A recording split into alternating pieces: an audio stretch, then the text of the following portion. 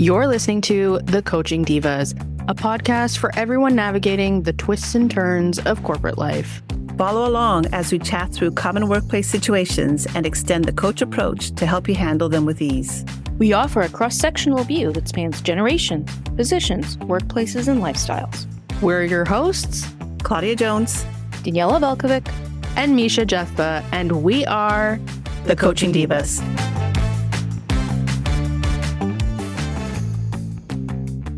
Welcome to The Coaching Divas, the show where we unpack workplace chaos one overused catchphrase at a time. Today, we're circling back, moving the needle, and shifting some paradigms, but only ironically. That's right, we're diving into the wonderful world of corporate buzzwords. You've heard them in every meeting. Let's take this offline. We need to align. Or the dreaded synergy. But what do they actually mean? And why do we love to hate them? Are they tools for efficiency or just workplace wallpaper? In this episode, we'll decode the jargon, expose where it's useful, and call out where it's just a verbal fidget spinner. So let's not boil the ocean here. Grab a seat at the table and let's unpack why some phrases should have been left on mute in 2024. Misha, could you throw any more buzzwords in this introduction? That was amazing. That's a soup to nuts intro if I've ever heard one. Tip to tail, I covered it all. Excellent. Stop wagging the dog's tail. So funny. Gosh. It's funny. As we were prepping for this, I took a look at a little bit of the history of corporate buzzwords. Do you guys know that it goes all the way back to the early 20th century? The Industrial Revolution and Taylorism. Oh my God. This is not a new phenomenon. It's been around for decades. Yeah, almost 100 years. Almost a century. I was just about to say that. Yep. Whoa. It's older than me even. Look at that. Go figure.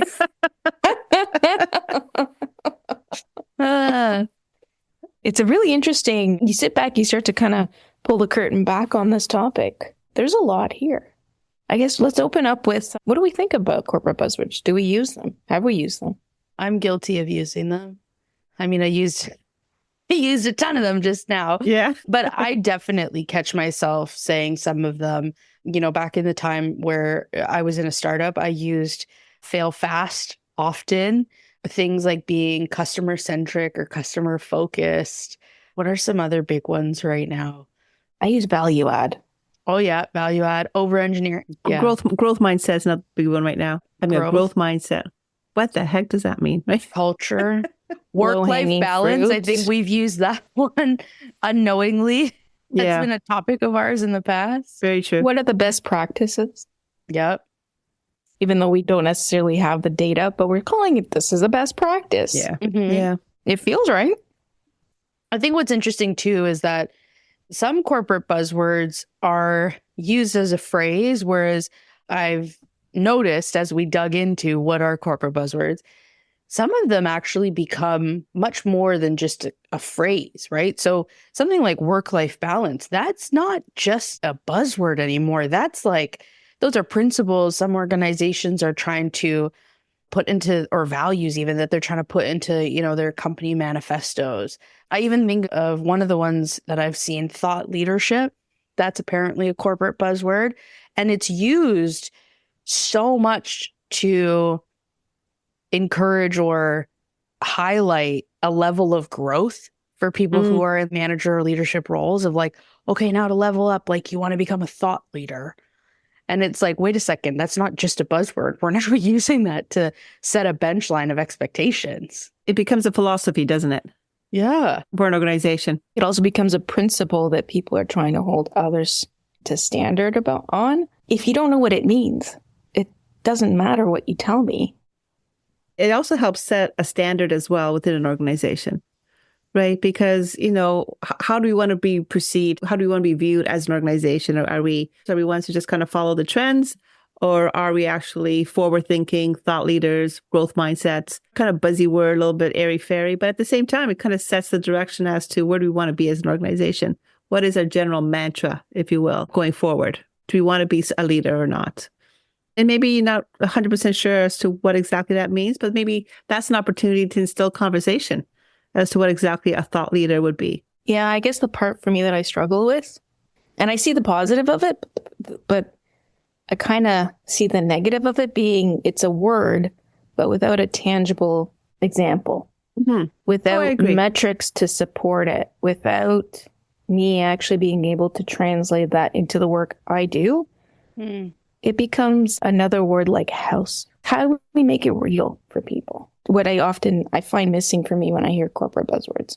Yeah. I think also part of it is like, I almost wonder if the buzzwords exist to try and create some standardization of understanding of what some things are. So I think of ones like more recently, sustainability, AI powered, agile, cloud computing. Some of those are simplified terms for a much more complex topic or idea. And so I wonder if the short form word sticks, turns into a buzzword, because then it creates this, and I put it in air quotes, industry standard. Because if I were to say, hey, if an organization says they're customer centric, do we all have an understanding of what that means or an idea of what it could mean? Absolutely. Or the term agile. You have to be agile in how we respond to this. Again, come from the software development world. I know what agile is, but how do I apply it in a business context? I'm constrained by the processes within the company. I'm constrained by what my own management wants to do or is setting as a priority. I'm constrained by the conflict that exists between director A and director B around how something should get done. Or lean. How do I get lean when you're not giving me more time to do something? When the structure is missing. Or even the decision or the ability to make a decision is lacking. But maybe the ambiguity could be a little bit of a good thing as well, because then it'll instill a conversation. It'll actually force you to chat with your team, with your manager, to say, well, what exactly does agile mean to you? And making sure you're all on the same page. And that way, it kind of can show some enthusiasm within the organization as well to see, what is it, right? How does that show up for us? And again, as you know, with me, it's all about the conversation and understanding as a team, this is how we want to be agile. This is how we want to be sustainable, right? Like, what does that mean to us and how do we put it forward? Because I think sometimes you need to have the big concept and then you figure out, okay, so how does that concept apply to us? And then how do we move forward with it? What are the actions we need to put in place? KPIs, maybe KPIs align with it, maybe they don't, but understanding what direction are we going in and what do these terms mean to our group and our organization?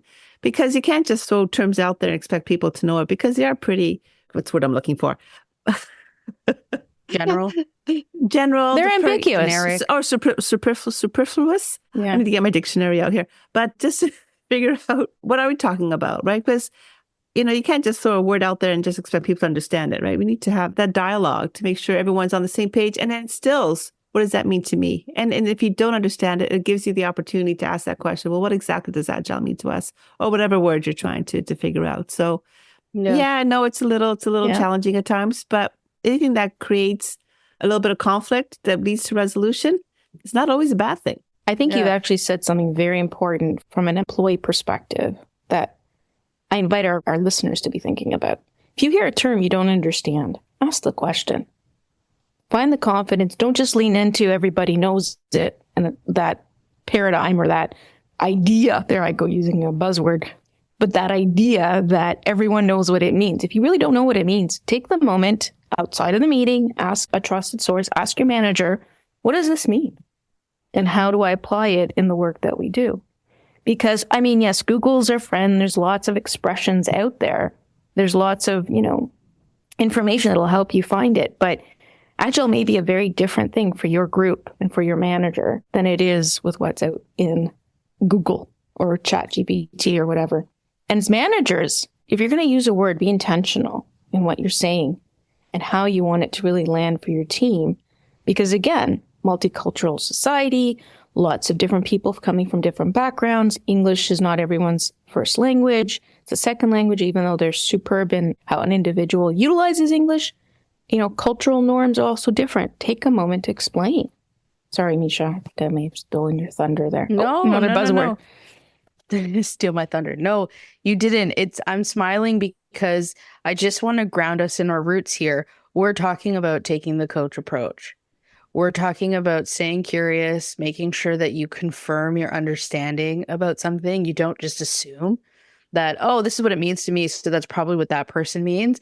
It's taking that extra step to make sure everybody's on the same page. That's probably a buzzword. Yeah. Metaphor, who knows? But it grounds you in that coach approach to say, you know what? Let me not just keep it moving, even though I have doubt. Have the courage, the vulnerability to stop, ask the question, and make sure all parties have the same understanding of what it means to, Yeah. this example, be agile. Yeah. So for our listeners, if they're a little nervous about saying, I don't know what that means, because they don't want to look, dumb, to put it mildly, what kind of questions could they ask to say, help me understand what sustainability means? Help me understand what agile means. How would they ask those questions without putting their soul on the line saying, oh, I don't know? I mean, I think that depends on the person themselves. I think if you ask me, I'll just ask the question straight up. I'd be like, what does that mean to you? What does that mean to the organization? Mm-hmm, mm-hmm. But I think you answered your own question and how you phrased it. Can you help me understand what agile means here? Yeah. How can I demonstrate what agile or whatever buzzword is, right? What ways I can contribute to it? Because, a lot of times people don't want to admit they don't know something, and not a good thing, really. But you need to have the confidence to say, you know what, I'm a little stuck here. What can I do about this, right? How can you help me demonstrate what this is? I would also say be prepared that you may get a vague answer back from the person who utilized the word in the first place as well. So have some patience. That's true. Because I hate to say it, a lot of us, not a lot, well, I mean, I've been guilty of it, I'll be honest. I heard something that was being used by, VPs or senior directors or what have you, and I bring that into my own terminology without really thinking it through, right? Mm-hmm. Because it's what's in the water. What's in the water today? God, there's another one. There's another one, right? It's what's floating around. There's this idea of staying curious, even if the answer that you get doesn't really make sense to you, take a moment the next time you hear it and ask. I'd add to that too, to say, based on your comfort and your confidence, if you're unsatisfied with the definition or the definition is vague, lean into the opportunity to co-define it. So if whoever you're asking is like, well, it kind of means this and it's very generic, sprinkle in some more dialogue, some more context to say, okay, I think I understand what you're sharing. Contextually, is this how it shows up? This is how I've seen some examples. Am I on the right track? Mm-hmm. Mm-hmm. Brilliant. Mm-hmm. Exactly. And the one thing I'm noticing amongst our conversation here is that we can't have a conversation without throwing buzzwords in there. I know. Right? We're not doing it on purpose. No, we're not doing it on purpose, but I think it just shows it's just part of our daily lexicon, right? I mean, Misha, you painted some beautiful pictures about, leaning in, sprinkling. So these are actually really great images. But then sometimes, because people, I know myself, I'm very much a visual person. So if I can picture sprinkling in ideas or actually leaning in and paying focused attention to something, it helps me understand what's expected of me and where we're going, kind of thing. So they're not all bad. It's just, I think it's just the overuse of them gets a little bit crazy. Yeah. I think the overuse of them or the watering down of the meeting. The number of times we use the expression, think outside the box, and then you get your hand slapped because you thought outside the box. Mm-hmm. Managers, if you're going to use these words, be meaningful about them. Be intentional. Mm-hmm. If you really want your team to be thinking outside the box, then encourage creativity. Yeah, live that value, right? Yeah, live the value and let the unconventional thinking follow through. You don't have to follow the idea through, but at least let it happen. Because then you can truly say that you're supporting that principle, that idea. And same thing when we talk about customer-centric or value add. I love using the word value add, but I'm intentional in utilizing it because if the work I'm doing doesn't add value, then the question is, should I be focused there, right? It's a question of prioritization. Mm-hmm. And I think that's important to be thinking in those contexts as well. What happens when you are working with somebody who overuses buzzwords, specifically the ones that can be dismissive or generic? So I'll give you examples. You're talking to somebody about something that is important to you or has impact, and they get to a point in the conversation that says, let's table this, we'll circle back, we'll put a pin in it, and you end up feeling dismissed. Or you're bringing up something in a meeting and then you get shut down with, okay, well, you know what? This isn't the topic. Let's take this offline. And you end up feeling like, okay, I've just been told to shut it. Or, you're talking to your manager and they're like, I just need you to give 110%. It's all about the team, but you really got to double down and give us 110. I've given you 120 already. Yeah. How do you manage yourself through the reception of some of those buzzwords that can be quite passive or diminishing or kind of shuts you down or pushes you to go above and beyond? Yeah. Well, can we name it to tame it, first of all? Sure. It's a bit of a perception of insincerity. It's being said, and you don't feel like you're being heard, seen, or understood by the person who said it. It is a bit of a deflection, right? Rather than that individual who's made the statement leaning in and actually listening and being curious. It would leave me, incomplete, unsatisfied. Again, I wasn't seen, heard, and understood. Hey, whoever said it just leaned into what I call sloppy leadership, right? Yeah. It's easier to make that statement rather than to actually take a moment and say, okay, well, what's really important to the person who said this to me? So could you turn around and throw their own buzzwords back at them as the meeting or conversation goes on? And you can say, hey, let's circle back to that point I made 5 minutes ago. But that takes a lot of nerve to do that. The first thing I would ask is, if we took the coach approach, how often is this happening? Yeah. Is it a one-off or is it a pattern? What's coming up for you in the moment when it happens? What would you like to do differently? Which I also think comes down to follow through. You've noticed the follow through on the individual that says, no, we'll circle back. Let's put a pin in this. We'll take this offline. They don't really follow up with you about it. And that's starting to impact your perception of these phrases and that person. Ask yourself how much you want to take some of the ownership and say, okay, you know what? They said, let's circle back. I'm going to put time in their calendars to circle back. So go offline and book some time on their calendar with them, right? You be the one who initiates it and see how they respond in a one-on-one conversation, for sure. I mean, we haven't framed it this way before, but I think a lot of these corporate buzzwords are ways for individuals to work around something that's maybe a sticky situation for them. Or a tough conversation. Yeah. Right. And they're just not ready to face it. Maybe give managers a little bit of a break here because maybe they got caught off guard by some comments that were made in a public setting. And so rather than just kind of speaking off the cuff, they just want a little bit of time to think about it, make sure they really thought about what the answers should be and what the repercussions could be as well to this. So it is a way to buy some time, for sure. It's not always a bad thing because you want to make sure you're not too reactive, especially in a public setting, because you want to make sure you do things well, right? And you represent yourself well. That makes me think sometimes I feel buzzwords are used to say less. And in that example, especially if I put, my manager hat on, sure, I've said to people, let's circle back on this. But how do I make sure I'm saying it without dismissal? Yeah. And I think part of that is using more words.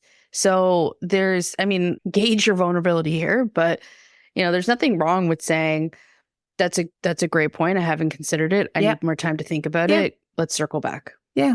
Yeah. So it's just a little bit of vulnerability, which shows that, as a manager, you're human too. And I haven't forgotten about you, but I need some time to think about this. Mm-hmm. And nothing wrong with that, right? No. Nothing wrong with that. Because, sometimes buzzwords are just put in place to simplify things, right? Yes. There's some pretty big concepts out there, and we just need to figure out a way to simplify. So to Daniela's point earlier, we all come from different backgrounds, different words mean different things to all of us. So having these buzzwords, especially in a corporate setting, helps simplify some of these concepts that we have. And so sometimes if something new is being thrown at us, we need just a little bit of time, and I'll circle back on that and get back to you once I have an answer, right? Yeah. So as you guys share that, what I would offer to managers is also the idea of utilizing buzzwords in a dismissive manner doesn't add or help the relationship. No, it doesn't. So you are degrading trust and you're eroding your trust with the individual that you're, following up with. Anytime you use the buzzwords, I think it's important to have the right framing around it. As a project manager, whenever I did use certain words, I love using low-hanging fruit because it was a way for us to introduce problem solving. So we don't get caught up in the issue, but rather, okay, where's the low-hanging fruit so we can start addressing the problem? It's meant to be solution-focused. Okay. If I think about synergy, I've used it, guilty as charged, but I've used it from the perspective of how can we work together better? So let's find the synergy here, guys, so we can actually be more efficient and work together better. And now I like the term ways of working. Let's discuss our ways of working so that our synergy can be better. 2 buzzwords, but ways of working implies that there is some squeakiness in how we're relating to each other. Maybe we need a better approach to how we can actually interact. I think the context always makes a difference if you're going to utilize any of these words. And ultimately, how does the message land with the other person is what matters. The worst feeling would be to make someone feel dismissive if you always say, let's pin that. If someone says something in front of me in a meeting that's inappropriate or I need to focus on it or what have you, I use the expression, let's put that on the parking lot and we'll get back to it. But then it's an action item you're actually going to follow up on. Yeah. Yeah, what you're talking about to me sounds like, where is it useful to use some of these buzzwords? I'd put the question out, when is it useful? When does it help to use a buzzword or a buzz phrase? In professional settings, like industry knowledge, buzzwords come in handy. Things like, let's do a beta test on that. Oh, there's a bug. Oh, big data. All these great terms, which from a technical perspective makes a whole lot of sense. So you don't have to really explain exactly what certain concepts are because everybody understands that technical jargon, which then becomes buzzwords in the corporate office, which then sometimes becomes buzzwords at home. But the root of it, though, is just simplify and make sure everyone's on the same page when it comes to the industry or the technology or the business sense as to what this little phrase means. It just kind of speeds along the conversation and everyone's kind of on the same page, more buzzwords on what the dialogue's all about. Like I said, it can be confusing, but I think the overall aim, though, is to simplify things, especially when you're in certain industries. Certain things mean certain things and have certain meanings in industries, and you want to make sure you all understand what's going on. So I find sometimes the buzzwords really help. I will say, if you're finding your executive teams are utilizing certain buzzwords, it kind of gets in. You can't help but mimic what you see. You'll use those words as well, which is, part of being part of the tribe, per se. And you want to show that you're up and coming and hip, especially in larger organizations. Like I always giggle in my days in banking, right? Agile. We got to be agile. Yeah. Again, agile is a principle of delivery, but, you'd hear it in every. So you honor the fact that the VP or the SVP or whatever is utilizing the word. But what I would suggest is if you're going to be introducing that into your vocabulary, be clear that you have tangible examples that you can explain to other people that don't understand, and so that you can bring them along. Because then you want to be inclusive and involve everybody. Yeah. Find a way to utilize these buzzwords so that it isn't excluding people. So you're not part of an inner circle, but rather you're being, your true team member or, the type of individual that you want to be. This is where you have to learn to read your audience. You have a lot of blank faces looking at you. You have to say, oh, maybe I need to expand on that a little bit more. Oh, for sure. For sure.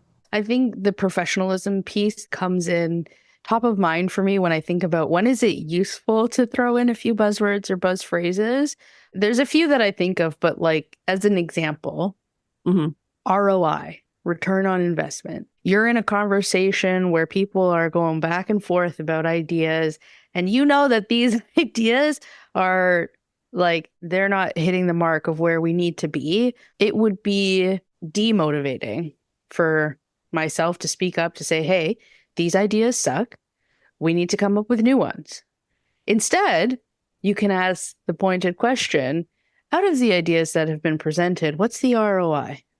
Yeah. And it puts everybody's mind into a different place of like, oh, right. How is this beneficial? And they get to the point of saying, okay, the ROI on all these ideas isn't strong. Maybe we need to go back to the drawing board. Until you hit the one teammate who says, what about the EBITDA, Daniela? You're like,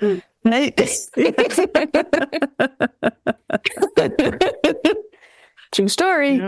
Yeah. Yeah. So sometimes I think buzzwords or phrases can help you nicely, professionally say things that if you are prone to being unfiltered guilty over here. I can save you some honesty. Absolutely. I utilize the expression, how does this align to our North Star? Hmm. And our North Star is the objectives we set for the meeting.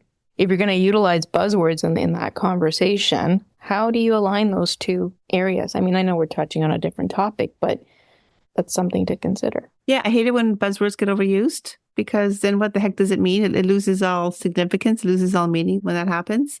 But yeah, I mean, you certainly want them to be specific and help you understand what exactly, especially when it's some industry standards that you need to maintain. I've worked in some pretty heavy industry and, health and safety is huge. And so there's certain concepts that you just don't mess around with. And so those concepts become buzzwords within that industry. And they are pretty specific. So you know exactly where people are standing when they say these things and what they really mean by it. So that's pretty key for me. That's for sure.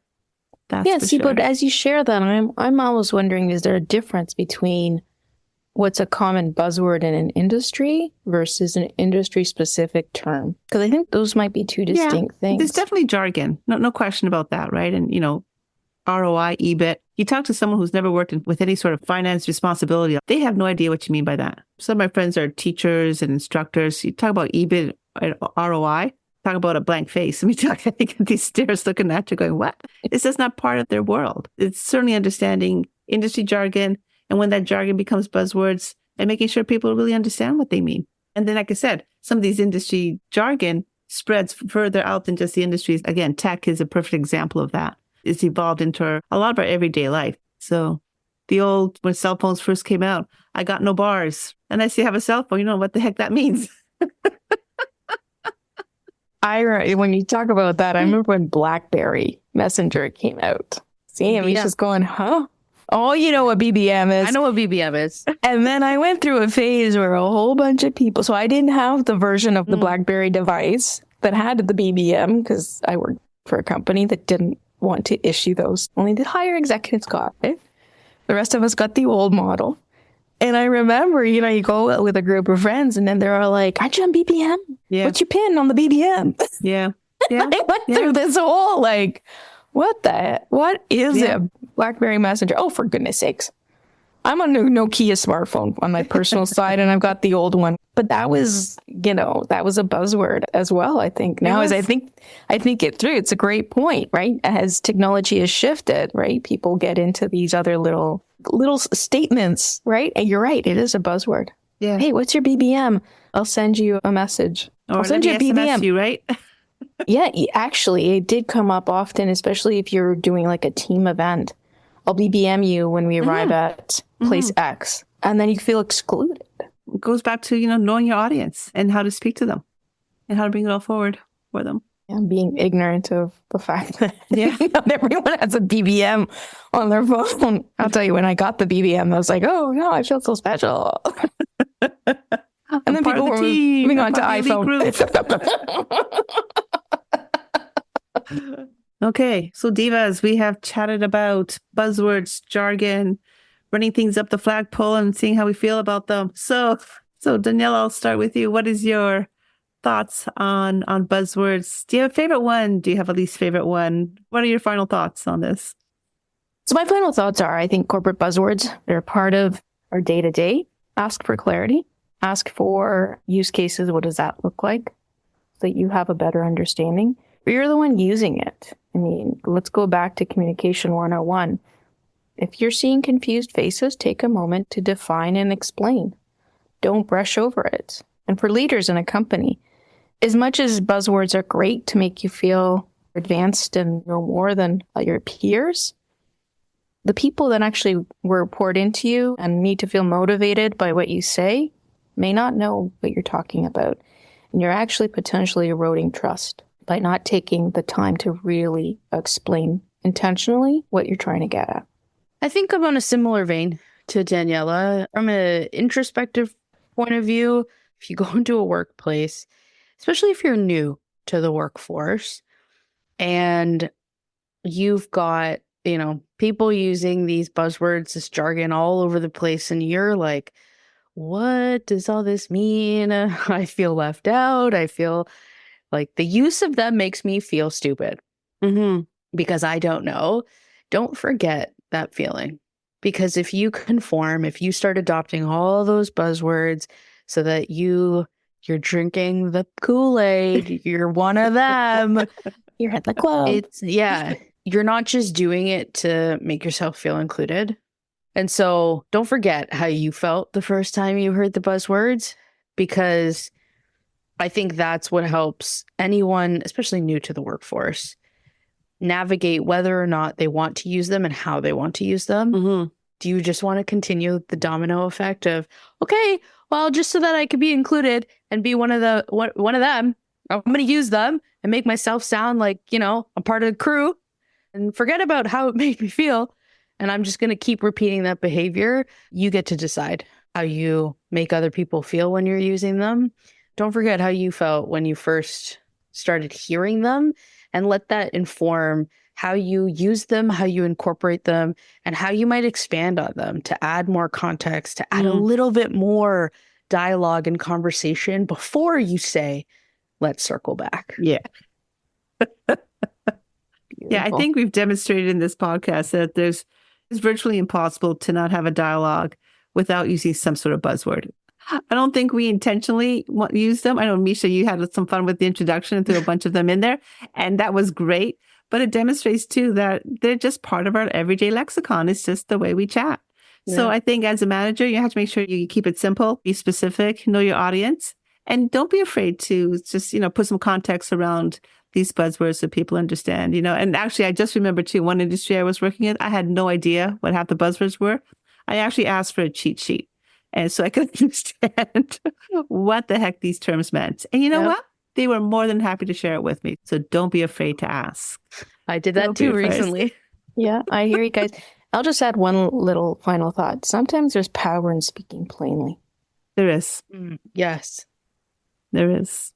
Especially if you work in a diverse environment. It shows good management. It shows you know your audience. Yes, it does. Excellent conversation, ladies. Thank you so much.